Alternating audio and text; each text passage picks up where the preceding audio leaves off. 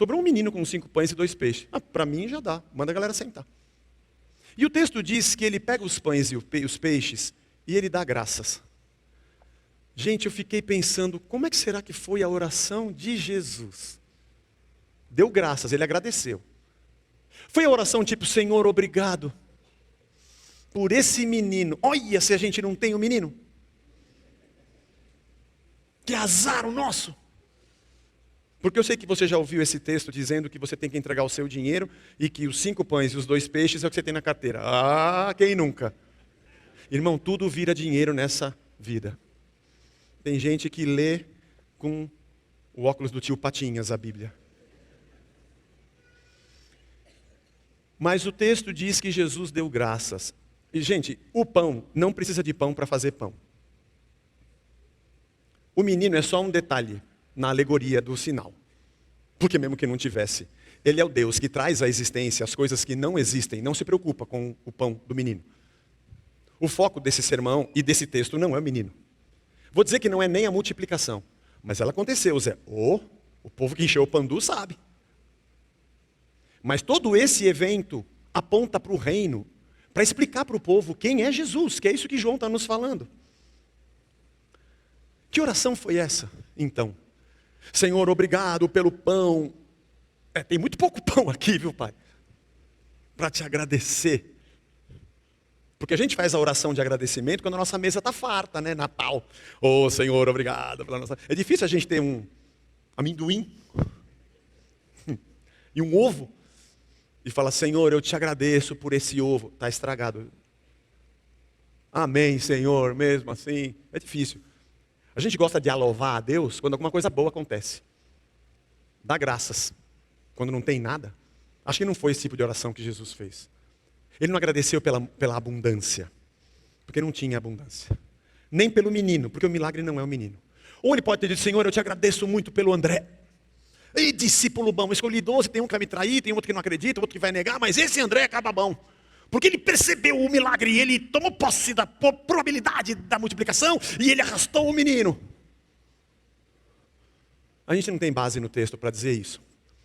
Acho que não foi essa a oração. Porque o próprio André disse, acho que é pouco para muita gente, né? Não devia nem ter trazido. Nem André tinha muita fé. Para a gente perceber que para Jesus fazer um milagre, não precisamos crer. Eita, Zé, não fala isso. Irmão, eu tenho que falar. Me perdoe, irmão, mas eu tenho que falar porque está escrito. Se não tivesse, eu ia ficar de boca fechada, prometo para você. O Felipe falou que não tinha dinheiro e não tinha onde comprar. O André falou que era muito pouco, mas Jesus mandou o povo sentar. Porque se dependesse do tamanho da nossa fé, para Jesus fazer um milagre, coitado de Jesus. Eu não estou dizendo que você não deva crer, não estou dizendo isso.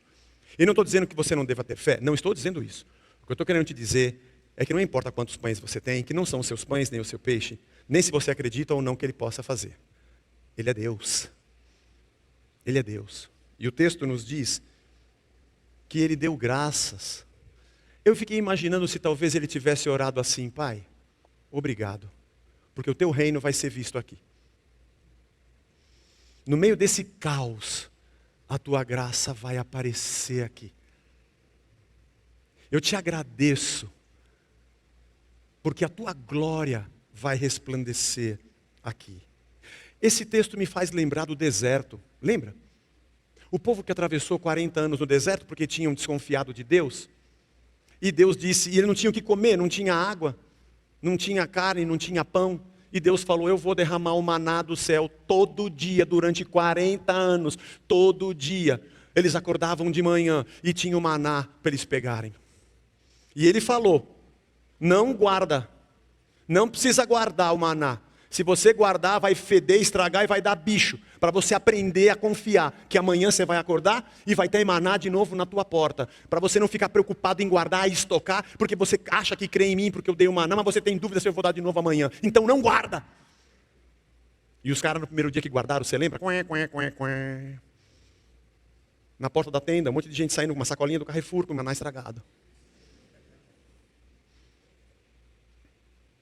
Fedendo com bicho. Cheio de bigato. E o povo, você pegou, Deus falou para não pegar, não é que estragou mesmo. Mas quando ele sai com essa colinha fedendo, tem maná novo na porta. Eu não sei se fé é acreditar que Deus vai me dar uma grande quantidade, ou fé é simplesmente confiar e seguir, porque a cada dia Ele vai me sustentar com a quantidade que Ele tem para mim. Porque quando Jesus manda recolher o que sobrou, é muito engraçado, né? O pão que desce do céu, que é Jesus, está ali de novo alimentando o seu povo pobre, da Galileia dos gentios, para dizer que Ele é o pão vivo que desceu dos céus. O maior milagre não foi aquela multiplicação. O maior milagre é o que está em João 12, 24. Daqui a algumas semanas a gente vai chegar em João 12, e que Jesus disse assim: em verdade, lhes digo, se o grão de trigo caindo na terra não morrer, fica ele só. Mas se morrer, produz muito fruto. Esse é o maior milagre. Debulhar o trigo, recolher os grãos do trigo, triturar o trigo. Como diria o poeta, vive e morre trigo, morre e nasce pão. Eu sou o pão, eu sou o alimento de vocês. Não precisa mais nada. Os discípulos comeram, se fartaram, recolhe o resto. Pode guardar para amanhã? Amanhã eu estou com vocês, basta cada dia o seu próprio mal. O pão nosso de cada dia eu vou te dar. Só confia e segue. Tem muitas analogias interessantes nesse texto. Mas como João está tentando nos mostrar quem é Jesus, Ele é o Deus que multiplica o que nunca deveria estar faltando.